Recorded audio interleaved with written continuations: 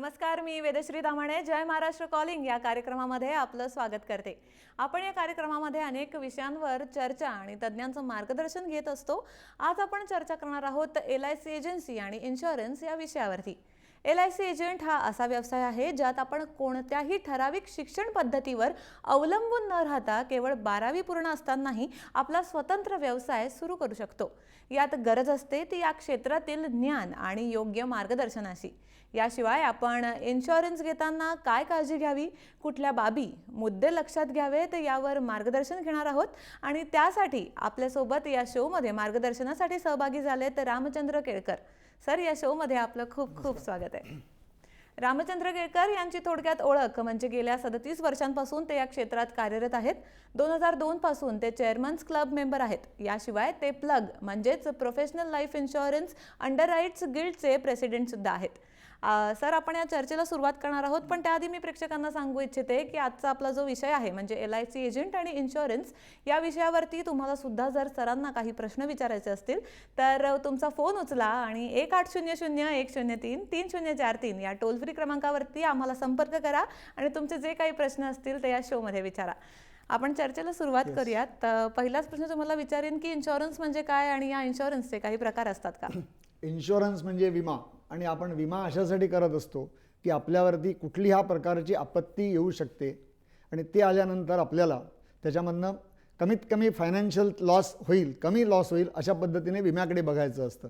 तर इन्शुरन्स कुठल्या प्रकारे मिळू शकतं? तर इन्शुरन्स दोन प्रकारचं आहे।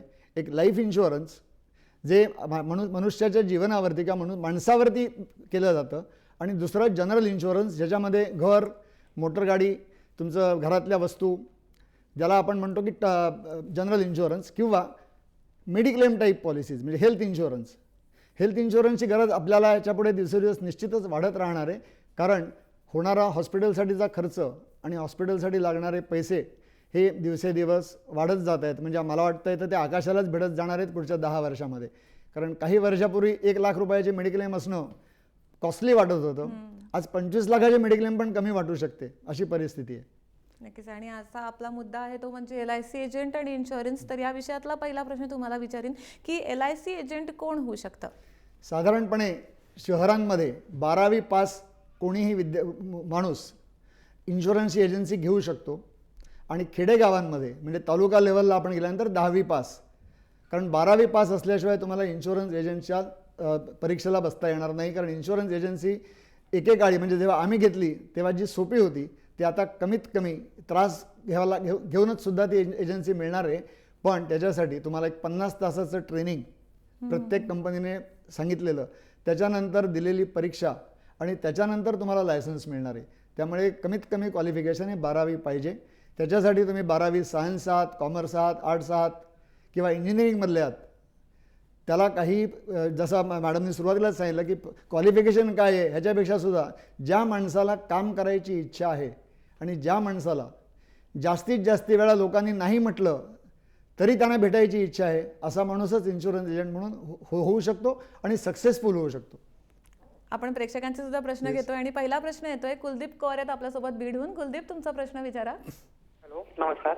नमस्कार सर, म्हणजे एका समजा व्यक्तीचं जर हे काढलं आपण LIC, तर म्हणजे किती, म्हणजे काय असतो तो इंटरेस्ट किती असतो एका व्यक्तीच्या मागे काढल्याच्या? एका व्यक्तीच्या मागे काय असतं?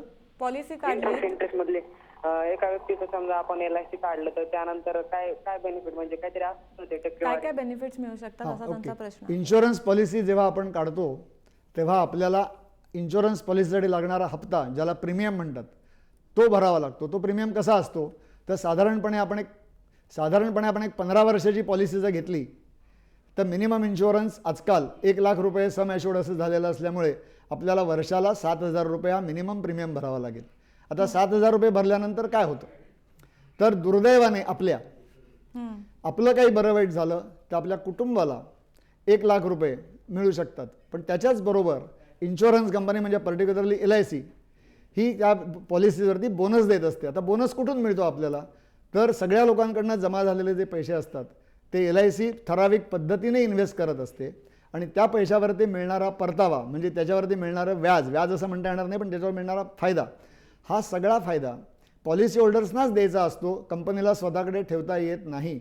आणि म्हणून त्याच्यावरती जे रिटर्न मिळतं तेही साधारणपणे 15 वर्षाच्या अखेरीला, म्हणजे आपण 1 लाखाच्या पॉलिसीला 15 वर्षाच्या अखेरीला 2 लाख ते 2,10,000 रुपये मिळू शकतात.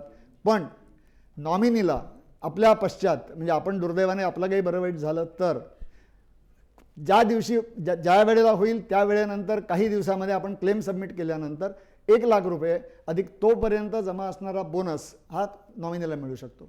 मग या ह्याच्यामध्ये टॅक्स बेनिफिट किती मिळतो? दुसरा प्रश्न जो आहे टॅक्स बेनिफिटचा, कारण आजकाल लोक टॅक्स बेनिफिटवरती जास्ती विचार करतात.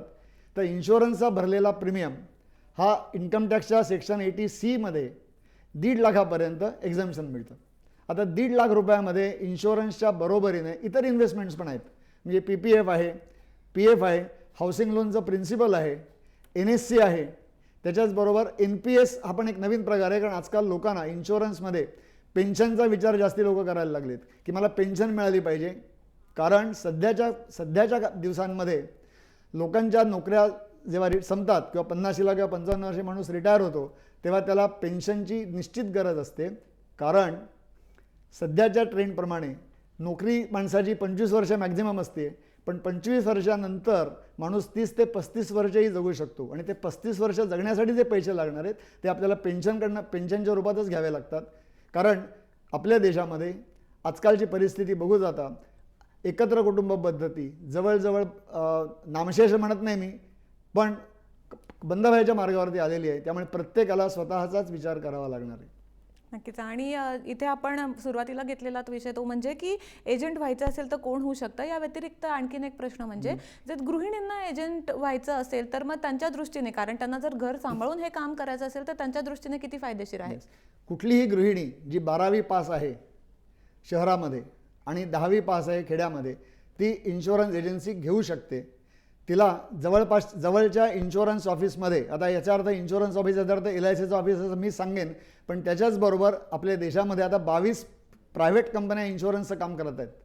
त्यामुळे कुठल्याही कंपनीमध्ये तुम्हाला जर एजन्सी घ्यायची असेल तर त्या कंपनीच्या ऑफिसमध्ये जायचं, कंपनीला सांगायचं की मला इन्शुरन्स एजन्सी घ्यायची आहे, मला विमा विक्रेता व्हायचं आहे. आणि त्याच्यासाठी तुम्हाला त्या ऑफिसमधला एक डेव्हलपमेंट ऑफिसर किंवा एजन्सी मॅनेजर तुमच्याकडनं ठराविक माहिती लिहून घेईल.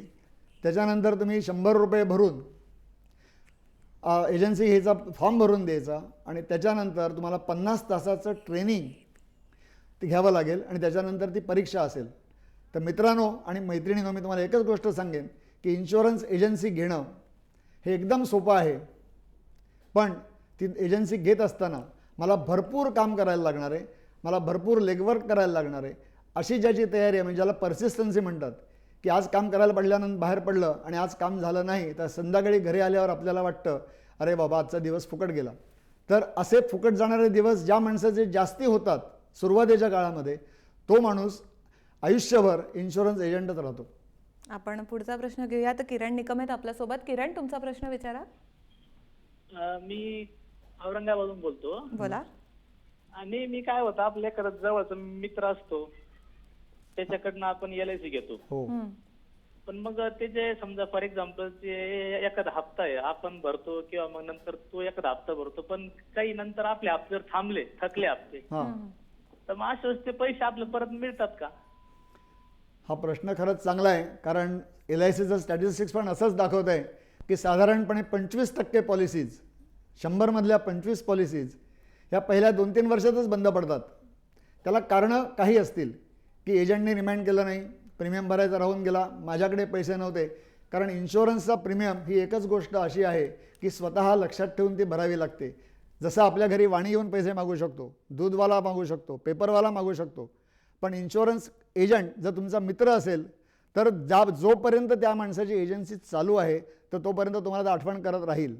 पण काही कारणाने तो एजंट गाव सोडून गेला किंवा तुम्ही बदलून दुसरीकडे गेलात तर तुम्हाला इन्शुरन्स एजंट शोधावा लागतो. पण त्याचबरोबर त्या गावामध्ये, त्या शहरामध्ये कंपनीचं ऑफिस असतं, आपण कंपनीच्या ऑफिसमध्ये जावं, तिथे प्रीमियम भरावा. आणि काही कारणाने प्रीमियम भरायचा राहून गेला तर साधारणपणे 3 वर्षापर्यंत, 5 वर्षापर्यंत, इन पर्टिक्युलर 6 महिन्यापर्यंत प्रीमियम भरायचा राहिला तरी पॉलिसी चालू करता येते. 5 वर्षानंतर 6 महिन्यापासून 1 वर्षापर्यंत पॉलिसी चालू करून घेता येते. पण आपल्या पॉलिसीचा प्रीमियम आपल्या कुटुंबासाठी आपण भरत असतो, तर तो भरायची जबाबदारी आपल्यावरतीच आहे. इन्शुरन्स एजंट हा तुम्हाला मदत निश्चित करू शकतो आणि आपण दुसऱ्या गावात गेल्यानंतर तिथल्याही कुठल्या इन्शुरन्स एजंटबरोबर जर संबंध प्रस्थापित केले तर आपल्याला तोही मदत करू शकतो. कारण इन्शुरन्स एजंट हा कंपनीशी बांधील असतो, पॉलिसी होल्डरशी बांधील असतो, पण त्याचबरोबर कंपनीच्या इमेजसाठी त्याला काम करावंच लागतं आणि त्याने ते करावं अशा मताचा मी पण आहे.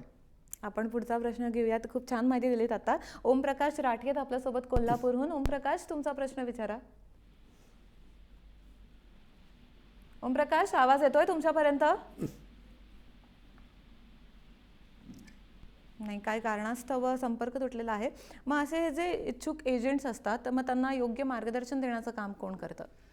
एजन्सी घेताना आपण जेव्हा 50 तासाचं ट्रेनिंग घेतो तेव्हा प्रत्येक कंपनीची फॅकल्टी शिकवत असते आणि त्या शिकल्यानंतर परीक्षा झाल्यानंतर एजन्सी मॅनेजर हा प्रायव्हेट कंपनीमध्ये आणि डेव्हलपमेंट ऑफिसर हा LICमध्ये प्रत्येक एजंटला माहिती देत असतो, मदत करत असतो, शिकवत असतो. कारण हा जो इन्शुरन्स एजन्सी हा जो प्रोफेशन आहे तो करताना आपल्याला लोकांवरती अवलंबून राहायचं आहे. पण प्रत्येक माणूस, प्रत्येक कस्टमर किंवा प्रत्येक पॉलिसी होल्डर आपला हा वेगळ्या धाटणीतला असतो. त्यामुळे त्याला लागणारी माहिती, आपल्याकडे असणारी माहिती आणि त्याला आवश्यक असणारी ॲडिशनल माहिती ही देण्यासाठी आपल्याला डेव्हलपमेंट ऑफिसर हा डेफिनेटली मदत करतो आणि तोच आपला शाळेनंतर कॉलेजनंतर असणारा गुरु असतो. कारण तो तुम्हाला पुढे आणण्यासाठी सर्वतोपरी सहकार्य करतो, मदत करतो. फक्त आपण त्याच्यावरती विश्वास ठेवला पाहिजे. आणि LIC एजंट बनण्याचे फायदे काय आहेत? हां, मुख्य महत्त्वाचा प्रश्न जो आहे की आपण एजंट का बनावं? आजकालच्या दिवसांमध्ये नोकऱ्या मिळणं थोडंसं कठीणचं होत चाललं आहे किंवा त्याच्यासाठी तुम्हाला काहीतरी जास्ती शिकावं लागतं. इन्शुरन्स एजंट बनल्यानंतर तुम्ही तुमच्या स्वतःच्या पगाराचा चेक स्वतः लिहू शकता. कारण हे जे कॉम्पेन्सेशन मिळतं किंवा कमिशन मिळतं हे तुम्ही आणलेल्या प्रीमियमवरती मिळतं आणि तुम्ही जेवढा जास्ती प्रीमियम कंपनीसाठी घेऊन याल तेवढे जास्ती पैसे तुम्हाला कंपनी देईल. पण त्याचबरोबर जेव्हा आपण जास्ती पैसे आणायचा प्रयत्न करतो तेव्हा आपल्याला जास्ती कष्ट करावे लागतात. पण ह्या फील्डमध्ये कष्ट करायची वेळ कमीत कमी 5 वर्षे आहे. जास्तीत जास्त काम करणाऱ्या माणसाला जास्तीत जास्त पैसे मिळतील. पण आपण जर 5 वर्ष काम केलेलं असेल तर आपल्याला 5 वर्षापर्यंत केलेल्या बिझनेसवरचं कमिशनसुद्धा आपल्याला आपण जिवंत आहे तोपर्यंत मिळू शकतं. पण आपण 15 वर्ष काम केलं आणि 15 वर्षानंतर सुद्धा आपल्या पॉलिसीवरती मिळणारं कमिशन आपल्या कुटुंबाला मिळू शकतं आपण नसलो तरी. त्याला म्हणतात हेरिडिटरी कमिशन. पण पहिली 5 वर्ष निश्चितच घाम गाळायला पाहिजे आणि आजकाल कुठल्याही व्यवसायामध्ये घाम गाळल्याशिवाय पैसे मिळणार नाहीत. आपल्याला घरी बसून, आपल्या मराठीमध्ये एक म्हण आहे, असेल माझा हरी तर देईल खाटल्यावरी, तर ते दिवस आता गेलेले आहेत. कारण आपण जर काम नाही केलं तर आपल्याला पैसे निश्चितच मिळणार नाहीत. आपण पुढचा प्रश्न घेऊयात प्रेक्षकांचा. महादेव काळेत आपल्यासोबत सोलापूरहून. महादेव, तुमचा प्रश्न विचारा. हॅलो मॅडम, LICचा लॉंग फॉर्म काय? हॅलो, हा बोला. हा, LICचा लॉंग फॉर्म काय मॅडम? हां, LICचा long form life insurance corporation of India. Hello sir, एक मिनिट हा प्लीज, रिटर्न. हॅलो सर, तुमचा आवाज आला नाही. हां, हॅलो. LICचा long form life insurance corporation of India ही कंपनी गेली 60 वर्ष भारतामध्ये ॲक्टिव्ह आहे. हॅलो, बोला काळे साहेब. त्यांच्याशी संपर्क तुटलेला आहे आता. तर ह्याच्यामध्ये तुम्ही आता म्हटलात की 5 वर्ष मेहनत करायला लागते. मग नंतर मग LIC एजंटचं भविष्य किती उज्ज्वल असतं? यांना काही पुरस्कार किंवा मग ह्यांच्या प्रमोशनचं स्वरूप काय असतं? LIC एजंटला इन्कमसाठी स्काय इज द लिमिट. पण त्याचबरोबर तुम्ही जर रेग्युलर ठराविक पद्धतीने काम करत राहिलात तर LICमध्ये वेगवेगळ्या प्रकारचे क्लब आहेत.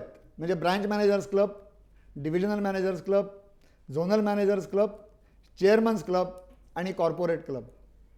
आता ह्या प्रत्येक क्लबमध्ये एंट्री मिळण्यासाठी आपल्याला तेवढीच मेहनत घ्यावी लागते. पण आपण जर झोनल मॅनेजर क्लब आणि चेअरमन्स क्लब मेंबर झालो तर आपल्याला स्वतःला गाडी घेण्यासाठी LICकडून इंटरेस्ट फ्री लोन गाडीच्या किमतीच्या एवढं मिळू शकतं, जे 72 हप्त्यांमध्ये फेडायचं असतं. त्याच्याचबरोबर डिव्हिजनल मॅनेजर क्लब मेंबर झाला तर त्या माणसाला 2 व्हीलरसाठी इंटरेस्ट फ्री लोन मिळू शकतं.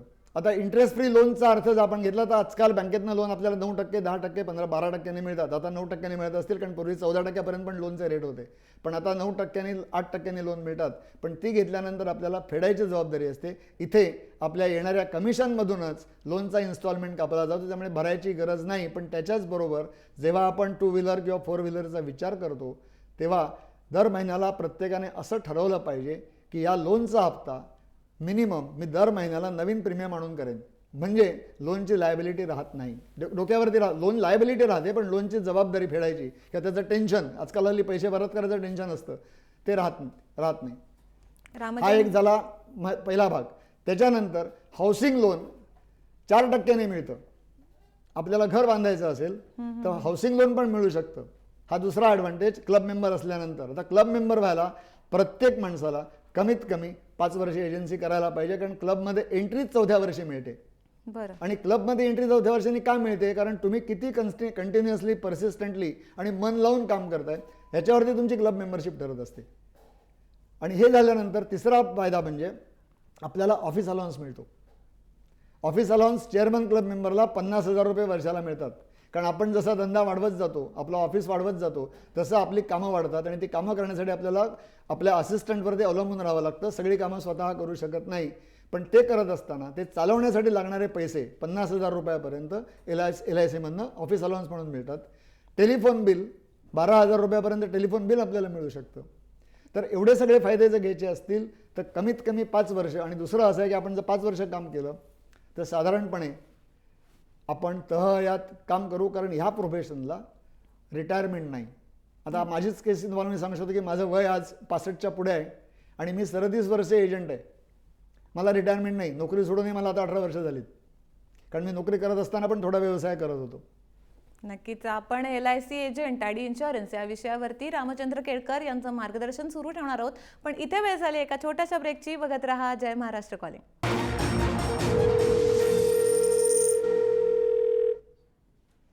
ब्रेक नंतर जय महाराष्ट्र कॉलिंग या कार्यक्रमामध्ये आपलं पुन्हा एकदा स्वागत. आज आपण LIC एजंट आणि इन्शुरन्स या विषयावरती रामचंद्र केळकर यांचं मार्गदर्शन घेतोय. आणि या संदर्भात आपल्याकडे आणखीन एक प्रश्न आलेला आहे. आपण पुढचा प्रश्न घेऊया. तर शिवाजी परब आहेत आपल्यासोबत बोरिवलीहून. शिवाजी, तुमचा प्रश्न विचारा. हॅलो, बोला. मी अमेरिकेमध्ये नोकरी करतो, मला इकडे इन्शुरन्स घेता येतो का? कुठे काम करता तुम्ही? अमेरिकेमध्ये आहेत ते. हो, लाईफ इन्शुरन्स कॉर्पोरेशन किंवा आपल्याकडच्या प्रायव्हेट कंपन्या सुद्धा NRI इन्शुरन्स म्हणजे नॉन रेसिडेंट इंडियनसाठी इन्शुरन्स पॉलिसी देते. त्याच्यासाठी तुम्हाला तुमचे सगळे तिकडचे वर्किंग डिटेल्स, तुमचा पासपोर्ट, तुमचा व्हिसा आणि तुमच्या अपॉइंटमेंट लेटरची कॉपी द्यावी लागते. त्याच्या पुढचा प्रश्न असा आहे की तुम्ही इंडियन अकाउंटमधनं पैसे भरणार आहात की अमेरिकन अकाउंटमधनं पैसे भरणार आहात. तुम्हाला इन्शुरन्स पॉलिसी मिळते, फक्त जेव्हा तुम्ही इन्शुरन्स पॉलिसी घेतल्यानंतर काही कारणाने ईस्ट आफ्रिकन कंट्रीजमध्ये गेलात तर मात्र तुम्हाला इन्शुरन्स कंपनीला कळवावं लागतं की मी इकडे काम करणार आहे, कारण ईस्ट आफ्रिकन कंट्रीजमध्ये आपल्याला एक्स्ट्रा प्रीमियम लावायला लागतो, कारण तिथे आपल्यासारखी किंवा आपल्या इतर देशांसारखी सिक्युरिटीची परिस्थिती फारशी चांगली नाही आहे. त्यांच्या दृष्टीने चांगली असली तरी आपल्या लोकांचा अजूनही त्याच्यावरती विश्वास बसत नाही. म्हणून NRI लोकांना इन्शुरन्स मिळतं, त्यांनी ते घ्यावं. आणि फक्त प्रीमियम भरताना 2 कंडिशन सांगायला लागतात की मी इंडियन अकाउंटमधनं पैसे भरणार आहे का फॉरेन अकाउंटमधनं पैसे भरणार आहे. कारण जर आपण फॉरेन करन्सीमध्ये पैसे भरले तर पैसे परत मिळताना फॉरेन करन्सीमध्येच परत मिळतील. आपण पुढचा प्रश्न घेऊयात. अरविंद चौधरी आहेत अहमदनगरहून. अरविंद, तुमचा प्रश्न विचारा. हॅलो, बोला. माझ्याशी कोणी बोलत नाही. माझा नंबर मी होल्डवर बसलेला आहे. मी कोल्हापूरहून ओमप्रकाश राठी बोलतोय. हॅलो, हॅलो, तुमचा प्रश्न विचारा.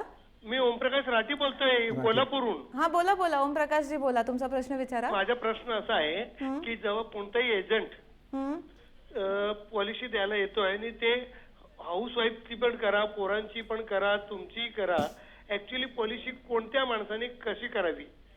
नक्कीच. हा प्रश्न खरंच चांगला आहे, कारण आजकाल लोकांना इन्शुरन्स म्हटलं की माझ्या मुलाचं करा, बायकोचं करा, माझं करायची गरज नाही. पण हे निश्चित चुकीचं आहे, कारण ज्या माणसावरती सगळं घरदार अवलंबून आहे, ज्या माणसावरती सगळ्या घराचा खर्च अवलंबून आहे, अशा माणसाने इन्शुरन्स करणं आवश्यक आहे. पण घरी आल्यानंतर एजंटला जेव्हा काही आपले लोक सांगतात नाही माझ्या मुलाची पॉलिसी काढायची, पण तिथे प्रत्येक एजंटनी मुलाची पॉलिसी आणि मुलासाठीची पॉलिसी हे जर व्यवस्थितपणे समजावून सांगितलं तर घरातल्या वयस्कर माणसांना म्हणजे ज्या माणसाला मुलाची पॉलिसी काढायची त्या माणसाला सुद्धा ती पॉलिसी स्वतःची काढावी असं वाटायला लागतं. पण काही ठिकाणी म्हणजे मी आम्हाला पण त्याचा दोष देतो की आम्हाला जर लवकर पॉलिसी मिळून जायचं असेल तर आम्ही तुमच्या मुलाची पॉलिसी घेऊन बाहेर पडू, आणि आम्हाला जर इन्शुरन्स एजंट म्हणून सिरियसली इथिकली काम करायचं असेल तर मी किंवा आमचा एजंट मित्र हा तुम्हाला तुमची पॉलिसी कशी आवश्यक आहे हे समजावेल आणि तुमची पॉलिसी घेईल. आता ह्याच्यातलाच उपप्रश्न मी माझ्याकडनं सांगतो तुम्हाला की बरेच वेळा असं मनात असतं आपल्या की मुलाची पॉलिसी काढली तर प्रीमियम कमी पडेल. येस, प्रीमियम निश्चितच कमी पडेल, पण मुलाला इन्शुरन्स कवर कशासाठी पाहिजे तर रिस्क कवर मुलाचं मिळणार आहे वयाच्या 7व्या वर्षी किंवा पॉलिसी काढल्यापासून 2 वर्षांनी, विच एव्हर इज लॅटर. तिथे इन्शुरन्स कवर नसताना जर पॉलिसी काढली तर त्या पॉलिसीला माझ्या हिशोबाने काहीही अर्थ राहत नाही, कारण मुलाचं इन्शुरन्स आणि मुलासाठीचं इन्शुरन्स ह्या दोनमधला फरक नीट समजावून घेऊन जर आपण इन्शुरन्स पॉलिसी काढली तर ती पॉलिसी निश्चितपणे टिकेल आणि एजंट्सची क्रेडिबिलिटी पण टिकेल. अनेकदा असं होतं की लोकांकडनं एजंट्स जे असतात त्यांना टाळलं जातं की जेव्हा केव्हा ते कॉल करतात एखाद्या पॉलिसीसाठी तेव्हा त्यांना की नको आता आम्हाला वेळ नाही आहे, आम्ही फ्री नाही आहोत, अशी उत्तरं दिली जातात. तर त्याच्यामुळे भरपूर लोकांना हा संभ्रम असतो की आम्ही कसं बाबा एजंट कसं व्हायचं, आमचे तेवढे कॉन्टॅक्ट्स नाही आहेत, आमच्याकडे कोण पॉलिसी काढणार, तर त्याबद्दल काय सांगाल? येस, हा सगळ्यात महत्त्वाचा प्रश्न अशासाठी आहे की आजकाल इन्शुरन्स खेरीज सगळ्या गोष्टींसाठी लोकांना वेळ आहे, पण स्वतःच्या इन्शुरन्सचा विचार करायलाही वेळ नाही, कारण त्याची कारणं बरीच असतात.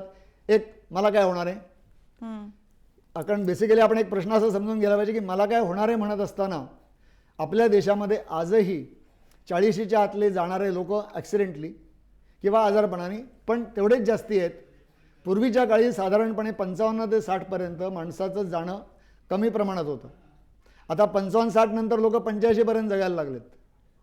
पण मला काय गरज आहे असं जेव्हा माणूस म्हणतो त्याला कारणं 2-3 कारणं देत होतो. माझ्याकडे पैसे नाहीत, हे सगळ्यात महत्त्वाचं कारण असतं. पण त्याचबरोबर त्या दिवशी तो माणूस पिझ्झा खायला 400 रुपये खर्च करू शकतो, बरोबर आहे. स्वतःची गाडी कर्जावरती घेऊ शकतो, स्वतःच्या घरातला कलर टीव्ही मोठा बदलायचा असेल तरी तो कर्ज काढून घेईल, पण इन्शुरन्स करणार नाही. तर असं न करता प्रत्येकाने असं करणं आवश्यक आहे की माझ्या 100 रुपये पगारातले मी 10 रुपये माझ्या उद्यासाठी वाचवीन आणि 90 रुपयामध्ये घर चालवेन. आणि ज्या दिवशी हे प्रत्येकाला पटेल, आणि हे पटवून द्यायची जबाबदारी इन्शुरन्स एजंटची असते. आणि त्याच्यासाठी मी सुरुवातीला म्हटलं होतं की तुम्हाला समोरच्या माणसाकडून जास्तीत जास्त वेळा नो ऐकायची सवय लागली की तुम्ही रेग्युलर इन्शुरन्स एजंट झालात. नक्कीच, खूपच छान तुम्ही मार्गदर्शन दिलं आहे आज आम्हाला की एजंट कसं व्हायचं, याशिवाय इन्शुरन्समध्ये काय काय काळजी घेतली पाहिजेत. आपण ही चर्चा पुढे सुरू ठेवली असती, पण इथे आता कार्यक्रम बंद करायची वेळ झाली आहे. थोडासाच वेळ होता आपल्याकडे, त्यामुळे या शो पुरतं, या विषयापुरतं आज इथेच थांबतोय. तुम्ही आम्हाला वेळ दिला तर त्याबद्दल खूप खूप धन्यवाद. जय महाराष्ट्र कॉलिंगमध्ये वेळ झाली आज इथेच थांबायची. उद्या पुन्हा भेटूयात एका नवीन विषयासोबत. तोपर्यंत बघत राहा जय महाराष्ट्र.